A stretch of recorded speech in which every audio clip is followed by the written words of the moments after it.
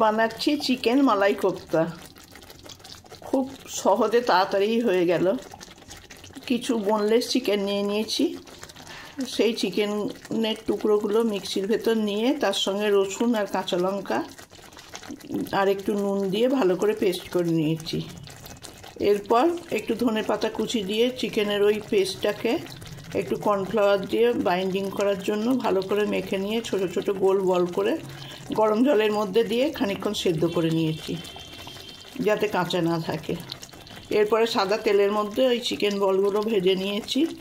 এদিকে কাজু বাদাম আর চালমগজ ভিজিয়ে রেখেছিলাম, আর আদা পেঁয়াজ রসুন কাঁচা লঙ্কা টমেটোর একটা পেস্ট তৈরি করেছি গোটা গরম মশলা তার ভেতর দিয়ে। গোটা গরম মশলা মানে ছোটো এলাচ লবঙ্গ দারচিনি, ওই পুরো পেস্টটা তারপরে এই বলগুলো ভালো করে ভেজে নিয়ে সাদা তেলে তুলে নিয়েছি। নিয়ে ওই পেস্টটা দিয়েছি। বলগুলোর মাঝখানে মাঝখানে একটু খুন্তি দিয়ে ছিদ্র করে নিতে হবে।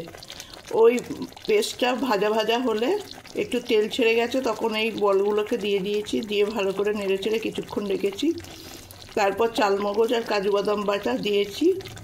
আর চিকেন সেদ্ধর যে জলটা ছিল সেটা রেখে দিয়েছিলাম, সেটা আরেকটু কম করে নিয়ে ফুটিয়ে কম করে নিয়ে সেটা এর মধ্যে দিয়ে দিয়েছি। নুন মিষ্টি দিয়েছি। এবার নামিয়ে নিয়ে ওপর থেকে চিজ কুড়িয়ে দিয়ে দেবো। খুব সোজাভাবে খুব টেস্টি একটা রান্না। সবাই করে খেয়ে দেখো, খুব ভালো লাগবে।